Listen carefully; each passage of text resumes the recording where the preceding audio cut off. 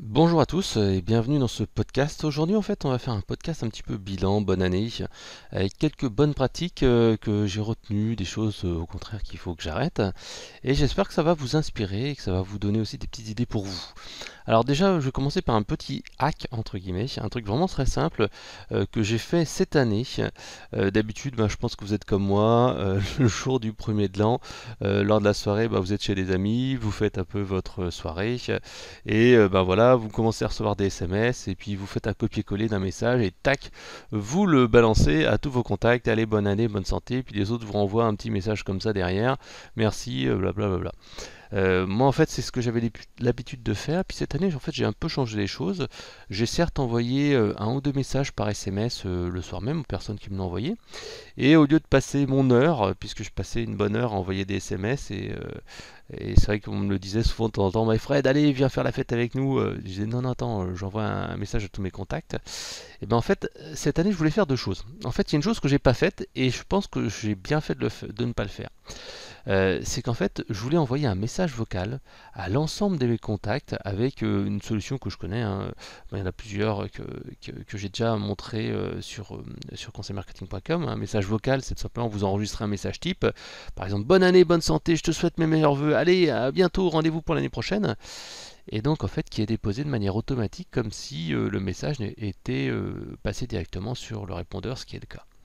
Et c'est vrai que je ne l'ai pas fait parce qu'en fait, j'ai pas eu vraiment eu le temps, parce que je faisais le premier de l'an chez moi, et ça a été une très bonne chose. Alors pourquoi ça a été une très bonne chose? Parce qu'en fait, le lendemain, j'ai pris en fait un peu de temps l'après-midi, une fois que j'ai rangé tout le truc du premier de l'an qui était chez moi, et je me suis mis comme ça dans le canapé, puis j'ai commencé à envoyer des messages vocaux à l'ensemble des personnes que je connaissais au lieu d'envoyer un SMS. Donc vous voyez la petite fonction, hein, sur la plupart des smartphones modernes, vous avez cette fonction-là, vous allez dans la fonction SMS et puis vous avez un petit bouton qui vous permet en fait d'enregistrer comme sur WhatsApp et compagnie. Et qu'est-ce que j'ai fait? J'ai fait ça. Et j'ai commencé à envoyer un message. Et ce qui est vraiment intéressant, c'est quand en fait vous envoyez ce genre de message-là, vous personnalisez votre message. Vous dites, bonjour Fanny, je suis vraiment content de tester ce petit message. Je te souhaite une bonne et excellente année à toi. J'espère que ça va bien dans ta nouvelle maison, blablabla. Et en fait, le fait de contextualiser ça, et bien sûr, ça montre que tu t'intéresses à la personne. Mais la deuxième chose, c'est qu'en fait, au bout d'un ou deux messages, je ne suis plus resté dans le simple message bon, bonne année, j'espère que ça va bien sur toi. Mais je suis allé dans le positif en disant vraiment ce que je pensais des gens. Je disais, tiens, voilà, Lingen, un blogueur que je connais bien, je dis, Lingen, je suis vraiment fier de ce que tu as fait parce que en un an et demi, tu as vraiment fait un chemin que tu n'avais pas fait en 3 ans, c'est top, etc., etc. Et faire passer ce moment-là donc à parler aux gens par message interposé, de manière positive, m'a même fait du bien à moi. M'a même fait du bien à moi, et c'est ça qui est important. Ça a fait du bien aux personnes qui l'ont reçu. Ils m'ont dit, ouais, c'est super sympa, parce que je le pensais, hein. C'est super sympa, c'est super gentil. Et en même temps, en fait, moi aussi, ça m'a reboosté, ça m'a remotivé. Donc voilà, donc ça c'est le petit hack de la nouvelle année. Je vous incite à le faire si vous ne l'avez pas encore fait. On est le 9 janvier là aujourd'hui. Vous pouvez encore envoyer vos vœux comme ça par SMS à une dizaine de personnes, une centaine de personnes. Moi je l'ai fait à, je pense, à pas loin de 100 personnes. C'est pour ça que ça dure un peu longtemps, à 30 secondes, une minute le message. Alors, petit bémol, hein, tout le monde ne peut pas lire les messages a priori, mais la plupart des gens qui l'ont eu ont vraiment beaucoup apprécié et ça fait un effet vraiment très très positif. Voilà, pour moi et pour eux. Donc le petit hack, hein, je vous invite à le faire. Passez un petit peu de temps, envoyez un petit message vocal à vos contacts. Alors autrement, ce que j'ai retenu un petit peu de cette année, des choses que je vais mettre en place, c'est quelque chose en fait que j'ai commencé à mettre en place à cette fin d'année. C'est Mickaël Monjour d'ailleurs qui m'en a parlé. C'est le One Metric That Matter. C'est l'OMTM comme on dit, ou North Star Metric, North Star comme l'étoile du Nord. En fait, c'est essayer d'avoir uniquement un seul indicateur à suivre et à faire de celui-ci le plus important. En fait, c'est un problème que j'ai eu cette année, puisqu'en fait, j'avais fixé comme objectif de faire du chiffre d'affaires. En même temps, je surveillais mes vues, d'essayer d'avoir 10 000 visiteurs par jour. J'essayais en fait aussi de me dire, tiens, il faut que j'arrive à avoir au moins 100 leads par jour, et je voulais faire un minimum de chiffre d'affaires par mois. Et en fait, en travaillant là-dessus, je me suis rendu compte que bah, tout n'était pas optimal. Parce que si je voulais faire du trafic, il fallait que je fasse du volume et que j'écrive des articles et que je fasse des liens et que je fasse des guest postings et tout ça. Et pourtant, si je faisais ça, bah, je développais pas mon chiffre d'affaires. Je développais pas mon chiffre d'affaires. Par contre, si je me focusais pendant un mois ou deux, je me suis amusé à focuser sur le chiffre d'affaires, tout de suite, bam, mon chiffre d'affaires augmentait. Et par contre, le trafic, moi, je l'ai mis un peu de côté, mais c'était pas grave parce que je faisais plus de chiffre d'affaires et de marge. Donc en fait, je me suis rendu compte que finalement, à surveiller 3 indicateurs, eh ben, c'était pas la bonne chose. Il vaut mieux en fait que je travaille sur un seul indicateur qui est le plus important et qui va driver mes actions plutôt que d'essayer de courir après 3 choses. Donc c'est ce fameux One Metric That Matter. J'utilise pas mal de startups. Donc se définir un seul indicateur et le surveiller comme le lait sur le feu. Voilà. Donc je vous invite vraiment à le faire. Moi c'est ce que j'ai commencé en ce début d'année. Maintenant je suis plus à regarder tous les jours, tiens combien j'ai fait de trafic en visiteurs par jour, combien j'ai généré de prospects, est-ce que c'est bien, mais plutôt me dire ok Fred, est-ce que tu as atteint le chiffre d'affaires, qu'est-ce que tu dois faire pour atteindre ce niveau de chiffre d'affaires. Et vraiment ça a changé un petit peu ma manière de produire du contenu, de créer, etc. etc. Voilà. Autre chose, donc, ce fameux allié humain et automatisation pour une meilleure efficacité, c'est ce que je vous disais tout à l'heure avec ce message de bienvenue, enfin message de bienvenue, ce message de bonne année. Et j'ai fait également la même chose avec le message de bienvenue. Au début, si vous êtes en contact avec moi sur LinkedIn, j'ai envoyé un message il y a quelques années, il y a un an et demi, j'ai envoyé un message non personnalisé, c'était bonjour, je suis passionné par l'expérience client, je me permets de vous inviter. Ensuite, je suis passé à un message bonjour, je suis passionné par bonjour le prénom, hein, bonjour Marcel, je suis passionné par l'expérience client, blablabla. Ensuite, je suis passé à un message, le prénom et une photo, une image en fait que j'ajoute en pièce jointe parce que très peu de personnes le font plutôt, et ça a donné des résultats assez sympas parce que c'était, je mettais en avant une BD que j'avais mis et mettre une image, tout le monde ne le fait pas et ça permet de sortir du lot. Et après, là, je suis arrivé à mettre le nom de la société. Donc maintenant, j'ai bonjour Marcel, comment ça se passe chez Bidule Truc Chouette, est-ce que vous avez tel projet, blabla. Et ensuite, là, maintenant, stade ultime, j'essaye maintenant de m'intéresser aux personnes, c'est-à-dire que je vais leur faire un petit message disant bonjour Marcel, comment ça se passe chez machin truc, je lui mets la petite photo et je dis tiens, est-ce que vous savez qu'on a un de vos clients ou un de vos concurrents qui utilise nos produits, on a fait ça, ça et ça pour eux. Voilà. Et donc, en fait, je suis passé vraiment de ce mode industriel à un mode plus semi-automatisé. Alors bien sûr, le premier message que j'envoie sur LinkedIn est toujours un message, comment dire, générique, hein, parce que j'ai du mal à peu le personnaliser, à part le prénom. Mais parce que sur LinkedIn, c'est un problème de temps de place, c'est un problème aussi de pouvoir mettre des URL, blablabla. Mais en tout cas, je suis passé sur du semi-automatisé et vraiment le résultat est bien meilleur. Et je vous invite à le faire également si vous êtes en prospection, en particulier en cold calling. Voilà. L'autre point également, et ça vraiment je me suis attaché à le faire et je le fais depuis un certain temps, c'est essayer de produire et pas de consommer. En fait, j'ai un de mes clients, Stéphane, tu te reconnaîtras si tu écoutes le podcast, je lui ai mis le défi de dire pendant 2 semaines, Stéphane, s'il te plaît, arrête de liker mes posts, arrête de liker des articles, arrête en fait de lire des e-books, arrête de faire tout ça, produit du contenu, produit des produits, enfin crée des produits qui vont te générer du business. En fait, il y a beaucoup de gens comme ça qui restent dans je m'informe, je passe du temps à lire des newsletters, etc., etc., alors qu'ils doivent passer plus de temps à produire du contenu. Je vous l'ai déjà dit plein de fois, moi en fait, j'ai plus la télé depuis peut-être 10 ans à la maison. Je la regarde un peu sur la tablette, un petit peu quand il y a ma femme ou quand je vais chez mes parents. Mais je vais vous dire que le journal télé, je ne l'ai pas vu depuis des semaines et des semaines. Je suis un peu l'actualité avec Twitter quand il y a un hashtag en tendance. Je me dis tiens, il y a quelqu'un qui est mort ou il y a un truc. Et c'est comme ça que je m'informe très rapidement ou à la pause café avec mes collègues.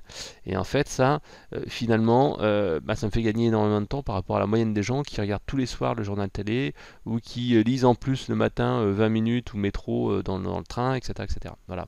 Donc, ou qui consomment des réseaux sociaux à longueur de scrolling, puisque j'ai déjà dit plein de fois, consulter les médias sociaux, faire du like, ça sert pas à grand chose. C'est pas ça qui va vous apporter des clients. Voilà. Donc vraiment essayer de produire et pas de consommer. Autrement également, ce que je fais déjà depuis un petit moment et qui marche très bien, c'est travailler en sprint trimestriel. En fait, ben, cette année, par exemple, j'ai eu un focus sur une application mobile qu'on a développée. J'ai mis 3 mois pour me dire, ok, ben, je vais booster ce business-là et ça va être un stop ou encore. Donc c'était on va dire de septembre à décembre. J'ai vraiment mis 3 mois avec un focus, des actions, des relances, blablabla. Ensuite, j'ai repassé 3 mois à faire un focus sur les chatbots. J'ai passé 3 mois à faire un focus sur les callbots. Là maintenant, je passe 3 mois sur tout ce qui est optimisation du CRM, optimisation des process de vente et tout ça. Et le fait de pouvoir travailler comme ça en trimestre est vraiment intéressant parce que ça permet d'aller au fond des choses. Voilà. Et bien entendu, en complément de ça, vous utilisez le tunnel AAR, hein, je vous ai déjà parlé de ça, en gros hacking, pour essayer d'optimiser ce qui va pas en fait. Voilà. Et bien entendu, le dernier point, c'est commencer par le plus pénible dans sa journée. Le problème, c'est qu'en fait, souvent, ben, on se dit putain, j'ai fait ma journée, j'ai fait plein de trucs, mais j'ai pas fait ce que je voulais avancer. Et ça, c'est souvent parce qu'on commence pas par le plus pénible et on essaye de faire le truc le plus simple, lire sa newsletter ou des choses comme ça, choses qui sont vraiment pas totalement inutiles, mais pas très utiles. Voilà. J'ai également aussi travaillé sur ma capacité à dire non. Et je vous invite en fait à faire ça et à réfléchir un petit peu, mais est-ce que ça vaut le coup? Par exemple, il y a plusieurs clients qui me disaient non mais PayPal, moi je refuse d'ouvrir un compte PayPal pour acheter tes produits. Moi j'utilise que de la carte de crédit. Bah, je dis bah ok bah tant pis pour toi. Même ça m'est arrivé un gars qui voulait acheter un produit à 7 euros. Je dis attends, je te le donne. J'ai pas envie de faire l'effort de rouvrir un compte Stripe parce qu'il fallait que je mette en place du HTTPS sur des pages de paiement et tout ça et ça me faisait vraiment pas plaisir, pour dire quelque chose de poli. Et donc je lui ai dit, bah non, mais je préfère te le donner parce que j'ai pas envie de passer mon temps à faire ça. Pareil, il y a une personne qui m'a très gentiment m'a dit, tiens Fred, est-ce que ça te dirait de venir présenter ton livre de gros hacking? On sera une trentaine de personnes et tout ça. Ça te fera de la publicité, tout ça. Je dis, ok, mais c'est quand et à quel endroit? Et la personne me dit, bah c'est à 18h30 et c'est à Boulogne-Billancourt. Attendez, je travaille à Levallois pour être à Boulogne-Billancourt, il me faudrait quasiment 1 heure et demie pour y aller. Et je dis non mais stop, non désolé je peux pas y aller. Et la personne n'a pas compris pourquoi j'y allais pas, parce qu'il y avait 30 personnes, parce que c'était vraiment intéressant que je fasse un focus. Je lui dis non, demande à mon co-auteur, si tu veux il pourra peut-être venir, ou je connais un très bon gros hacker qui pourra intervenir à ta place, mais là désolé je peux pas faire 1 heure et demie aller, 1 heure et demie retour et flinguer la moitié de ma journée, et surtout quand c'était prévenu quasiment à la dernière minute quoi. C'était une semaine en avant ou 15 jours en avance. Moi je suis désolé, j'ai déjà un planning de prévu, j'avais des rendez-vous, des choses comme ça quoi. Voilà, donc apprendre à dire non. Et là de plus en plus en fait je l'ai fait sur mon blog hein, parce qu'au début j'avais beaucoup de sollicitations et c'est vrai que bah, j'aime bien rendre service à des amis et je m'étais rendu compte qu'une partie du blog était en train de dériver sur des thématiques qui n'avaient rien à voir, qui étaient en dehors de mon focus, qui est le marketing B2B. Et donc tout simplement bah, j'ai appris maintenant à dire non, ils disant non désolé c'est pas dans ma stratégie, j'ai bien travaillé ma ligne éditoriale en plus, donc vraiment j'ai bien réfléchi là-dessus et ça m'a beaucoup servi. Donc je vous invite vraiment à faire ça, apprendre à dire non. Et c'est vraiment pas un problème. C'est comme en fait il y a pas très longtemps j'ai vu un email d'Antoine BM, Antoine Blanche-Maison, et qui a une très bonne newsletter d'ailleurs, et qui indiquait faut pas culpabiliser de ne pas répondre à ces emails. Et c'est vrai que moi c'est quelque chose qui me faisait vraiment du mal il y a 3 à 4 ans. En fait, je recevais beaucoup de sollicitations par email, beaucoup de gens qui me disaient bah tiens, est-ce que tu peux m'aider pour ceci, pour cela? Et c'est vrai que bah, je me sentais entre guillemets obligé de répondre à ces sollicitations. Et après, bien sûr, je suis passé avec mon assistante Sabrina qui a pris un petit peu de ces questions types. Et j'en avais encore un peu. Puis des fois, bon, allez, je me sens obligé de répondre parce que c'est ma mission. Je suis blogueur, machin, etc., etc. Les gens me font confiance. Et je me suis dit, mais non, mais Fred, quand il y a des sujets qui sont vraiment trop hors sujet ou qui sont vraiment bah, pas du tout de ta compétence, ne va pas réinventer la roue pour les autres, c'est à eux aussi un peu de faire l'effort. Souvent comme ça j'ai des questions sur le B2C, des questions sur des thématiques qui sont un petit peu en dehors de moi, de ce que je fais, et je dis mais non désolé c'est pas ma compétence. Et là tac ça m'a vraiment aussi soulagé pas mal de choses. Donc apprenez aussi vous à dire non, que ce soit une proposition pour bah, faire une soirée, pour faire ceci, faire cela, et entraînez-vous. En fait c'est ça qui est le plus intéressant, c'est que dire non, en fait, c'est quelque chose qu'on vous a pas inculqué à l'école. Souvent, en fait, au contraire, on dit il faut dire oui, soit poli, et machin, etc. Et il faut vraiment désapprendre à dire oui et réapprendre à dire non.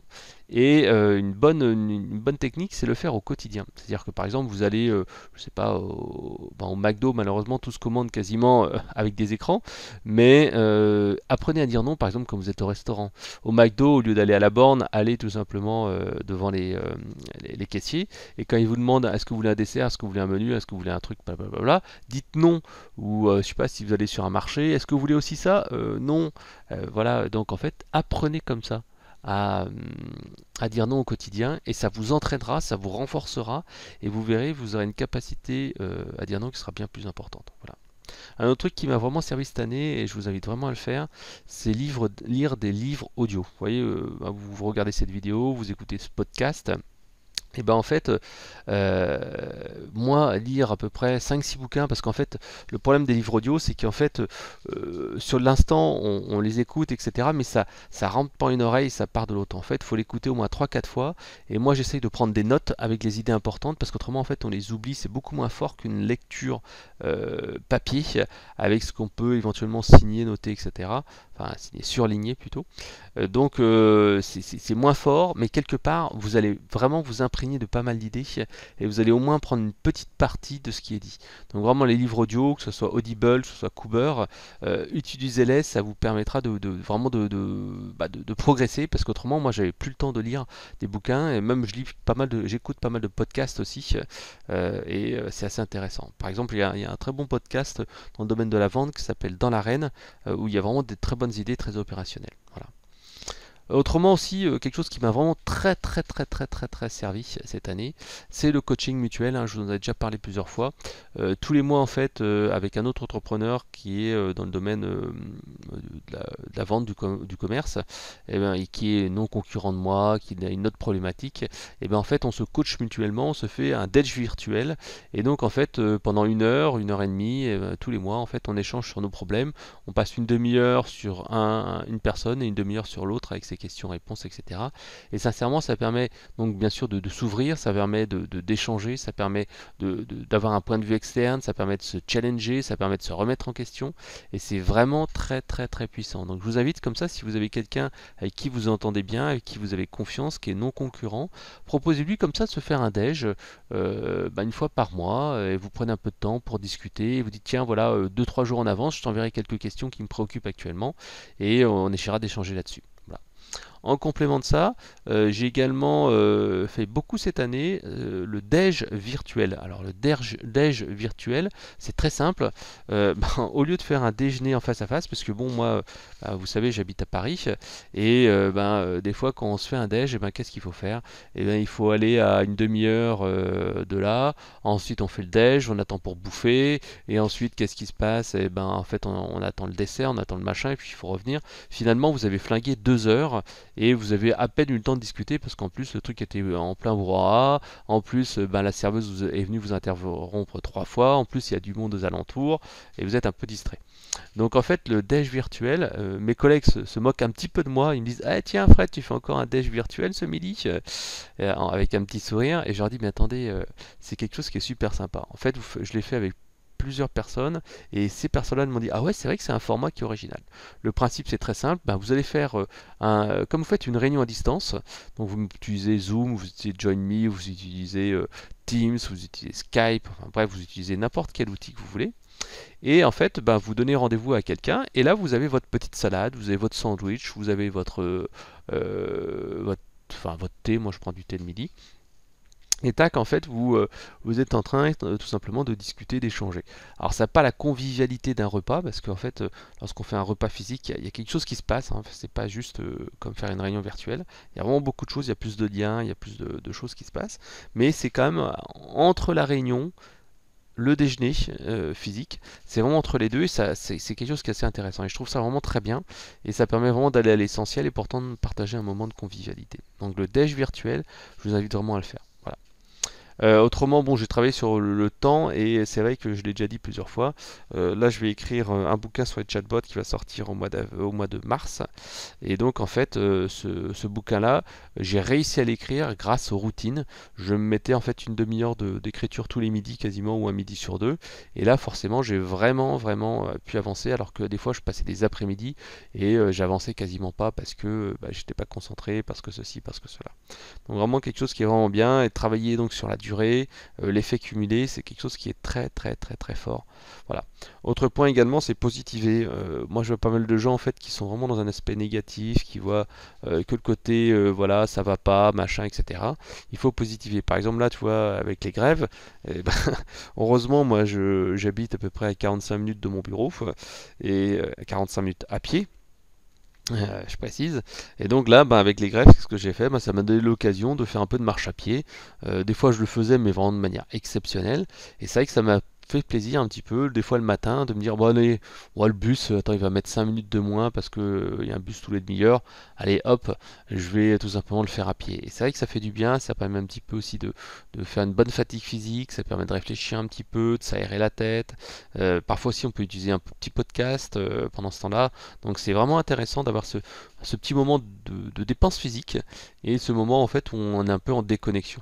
Voilà. Où ça permet aussi, moi ce que je faisais pendant en fait la période des fêtes, j'envoyais un message, enfin j'appelais en fait quelques-unes de mes connaissances que j'avais pas eu au téléphone depuis un petit moment, puis on discutait, on échangeait, et c'était vraiment assez agréable comme ça, donc j'avais une demi-heure, 45 minutes de marche à pied. Voilà. Alors, le dernier point, c'est if then that, c'est se reprogrammer. En fait, j'ai lu ça justement dans un bouquin que j'écoutais en audio et je l'ai mis en application parce que je trouvais ça assez intéressant. C'est tout simplement de se dire, bah voilà, si jamais il vous arrive telle situation, alors vous faites ceci, cela, comme dans un programme. If ceci arrive, then tu fais ça et ensuite tu fais ça. Et je l'ai appliqué assez souvent. Par exemple, en fait, le soir, souvent là, quand je vous parle, j'ai une petite envie de chocolat. Elle me dit, tiens, allez hop, je vais me prendre un petit coup de boost de chocolat, ou je vais prendre, je sais pas, un fruit ou n'importe quoi. Et bien entendu, comme j'essaye en fait de réduire le sucre, là en fait, voilà, je craquais. Et en fait, je me suis conditionné moi-même. Et maintenant, en fait, à chaque fois que j'ai envie de prendre un bout de chocolat, je dis, tiens, Fred, tu vas te faire un petit thé. Et là, en fait, vous voyez, vous l'entendez peut-être pas, mais là, j'ai ma petite tasse à côté de moi. Et donc j'ai réussi à me reprogrammer tout à l'heure et je me reprogramme comme ça quasiment tous les soirs pour éviter de prendre du chocolat. Pareil en fait quand je vais au restaurant, lorsque le serveur me dit est-ce que vous prendrez un dessert? Et là à ce moment-là, j'ai comme réflexe de dire si le serveur me demande est-ce que vous voulez un dessert, je dis non, je préférerais un thé. Voilà. Alors qu'avant j'aurais pris un café gourmand ou est-ce que j'aurais pris un vrai dessert. Voilà. Bon, autrement dans le négatif de l'année, je ne vais pas non plus passer des heures là-dessus, mais en fait j'ai perdu un petit peu la foi dans l'inbound marketing pur, puisqu'en fait pendant longtemps, surtout avec l'expérience de mon blog, Conseil Marketing, j'étais vraiment un gros fan de l'inbound marketing à 100%, puisqu'en fait avec mon blog Conseil Marketing j'arrivais à le faire, avec le travail sur networking j'arrivais à le faire, il me disait voilà, la création de contenu, c'est comme ça que ça marche, etc. etc. Et en fait j'en suis un petit peu revenu cette année, puisque je me rends compte que ce que je voyais déjà, la qualité des leads est moins importante, etc., etc. Et je pense de plus en plus vraiment à la complémentarité, je dirais pas à 50-50, mais presque, entre l'outbound, c'est-à-dire la prospection dans le dur, qui peut être fait sur LinkedIn, qui peut être fait sur Facebook, sur Twitter, n'importe quoi, mais en tout cas sur la nécessité d'aller chercher les prospects plutôt que de les attendre et les faire venir avec en particulier du contenu. Voilà. Donc ça c'est vraiment quelque chose que j'ai vu à titre personnel dans le B2B et ça marche de plus en plus. Voilà. Autrement, travailler plus sur la délégation. Je vous parlais tout à l'heure que j'avais tout simplement fait le premier de l'an chez moi avec ma femme et quelques amis, donc on était une vingtaine à la maison. Et c'est vrai que je me suis rendu compte, j'ai passé la plupart du temps de la soirée à faire la cuisine, à bricoler, à faire de la vaisselle et tout le bordel, au lieu en fait de passer du temps et du bon temps avec mes amis. Et c'est vrai que c'est à la fin de la soirée, je me suis dit merde, et Fred, t'as fait que passer ton temps derrière les fourneaux, pas forcément à cuisiner, je vous rassure, mais à faire de la logistique, alors que tu aurais pu très bien déléguer. Déléguer à tes amis, tu aurais pu leur dire tiens, est-ce que tu peux me faire ci, est-ce que tu peux me faire ça. Si j'ai réussi à le faire partiellement avec Sabrina, j'aurais pu le faire également là. Voilà. comme pour le bricolage, comme là j'ai déménagé, j'ai fait pas mal de bricolage par moi-même, alors qu'avec le recul je me dis merde, j'aurais dû faire appel à quelqu'un pour le faire. Voilà. Mais quelque part c'était aussi intéressant de monter en compétence là-dessus et faire quelque chose de physique. Sincèrement je trouve que ça permet de se déstresser, ça permet de penser à autre chose et de trouver des autres idées. Voilà. Autrement également, ça c'est donc en travaillant avec mon coach, hein, c'est essayer de moins travailler sur la variable sommeil. Puisqu'en fait, je connais pas mal de gens, dont moi, qui travaillent beaucoup qui ajustent en fait leur capacité de travail en rognant, en réduisant le temps de sommeil. Or, en fait, je me suis rendu compte que, à un moment donné, j'avais vraiment besoin de beaucoup de temps. Et j'avais réduit énormément mon temps de sommeil, en plus avec mes deux filles qui dormaient pas très bien. Et ça a joué beaucoup sur ma productivité, ma motivation, mon humeur, etc. etc. Et c'est vrai que dès que j'ai commencé à revoir un petit peu cet équilibre-là, par exemple en faisant une petite sieste en rentrant du travail, par exemple en me couchant tôt mais en me levant tôt, etc. etc. Ou alors en faisant une grosse matinée, en osant, en disant tiens voilà, non, je me fais une grasse matinée tout seul, et voilà, au lit, et je laisse les filles un peu jouer toutes seules, etc. etc. Donc ça en fait ça fait du bien et ça permet véritablement d'être plus efficace, mieux en focus. Donc je vous invite vraiment à réfléchir là-dessus, surtout si vous êtes comme moi, quelqu'un qui aime bien travailler la nuit ou qui aime bien en fait faire des choses le soir. Bon, bien sûr, c'est aussi un des facteurs de la réussite, hein, j'en ai parlé tout à l'heure, c'est l'effet cumulé, c'est avoir une routine tous les soirs, passer du temps à partir de 21h30, 22h, et c'est vrai que c'est bien. Mais en même temps, faites attention à pas non plus aller rogner trop sur votre sommeil. Voilà. Le dernier point aussi, ça c'est quelque chose que j'ai pas très bien réussi cette année. En fait, je m'étais défini un seuil de chiffre d'affaires à atteindre. Et c'est vrai que sur le papier, je me dis, bah les Fred, bon, vu tout ce que tu as à faire, tu vas te fixer ça en chiffre d'affaires et tu vas l'atteindre. Bon, ok, je l'atteins.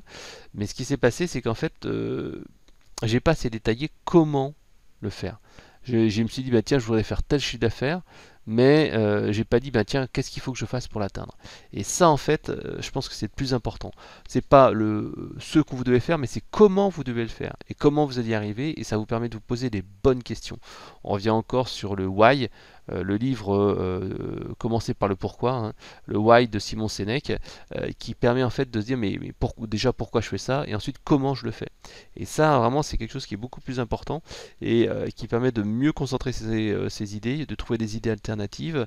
Et parfois, un exemple très simple, là en fait, cette année, je me disais merde, comment je vais faire pour atteindre mon chiffre d'affaires, parce que j'avais mon bouquin, j'avais mon déménagement, j'avais ceci, cela. Et en fait, je me dis, mais Fred, réfléchis un peu, le meilleur moyen, et tu dis à tout le monde, de faire plus de chiffre d'affaires, c'est d'augmenter tes prix. Bah ouais, merde.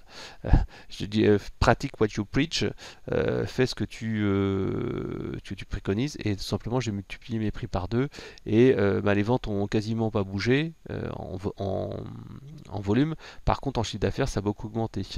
Et aussi donc se dire tiens, au lieu de faire des trucs révolutionnaires, c'est ce que je dis à tout le monde, essaye d'identifier des pépites que tu as dans ton entreprise. Qu'est-ce que c'est une pépite dans l'entreprise? C'est quelque chose que tu peux exploiter, ça peut être un stock de produits, ça peut être un produit star, ça peut être un produit qui vient de sortir, ça peut être, je sais pas, un super consultant, enfin bref, une pépite dans l'entreprise, et essaye de l'exploiter pour faire des chiffres d'affaires. Et c'est ce que j'ai fait en fait en cette fin d'année. En fait, j'ai juste fait une petite promo sur un produit existant, et bim, en fait, cette petite promo qui m'a pris 5 minutes à venir a permis de faire du chiffre d'affaires vraiment par rapport au temps que j'ai passé. J'ai passé quoi, un quart d'heure à faire une petite promo, un petit email, et tac, après ça a généré du chiffre d'affaires tout seul. Donc quelque part en fait, voilà, c'est le comment, c'est comment je vais y arriver, plutôt que se dire tiens, faut que je fasse tant, et puis sans définir comment je vais y arriver. Voilà. Donc parfois les solutions les plus simples sont celles qu'il faut mettre en place. Voilà. Donc c'était ma petite réflexion sur l'année, hein. J'espère que ça vous a plu, que ça va vous aider, et vous arriverez également à trouver des petites solutions là-dessus. J'aimerais bien aussi, si vous avez 2 secondes, que vous me fassiez un peu vos commentaires sur quelles sont les petites bonnes résolutions, quelles sont les idées à la fois de productivité, des astuces business. Qu'est-ce qui vous a permis de faire un petit truc positif? Qu'est-ce qui vous a surpris? Est-ce qu'il y a une astuce, une action marketing? Est-ce qu'il y a une habitude? Est-ce qu'il y a une bonne pratique que vous avez fait cette année qui vous a permis de cartonner? Ça, je suis vraiment curieux, parce que moi, je vous ai donné mes petits secrets, et j'aimerais savoir déjà, si ça vous plaît, et s'il y en a certains que vous avez mis en place ou que dans ce que je vous ai dit là, hein, que vous allez mettre en place, et d'autres choses, est-ce que vous avez des petits secrets à me partager? Je suis vraiment friand, j'adore ces petits secrets-là, et je suis vraiment preneur de vos idées, suggestions, à la fois idées business, comment vous avez réussi à faire du business, mais également comment vous avez réussi à être plus efficace, plus productif. Voilà, donc je vous souhaite une très bonne journée, une très bonne année, et puis rendez-vous au prochain podcast. Je vous souhaite une année 2020 à laquelle vous pourrez donner un 20 sur 20. Allez, à bientôt, ciao ciao.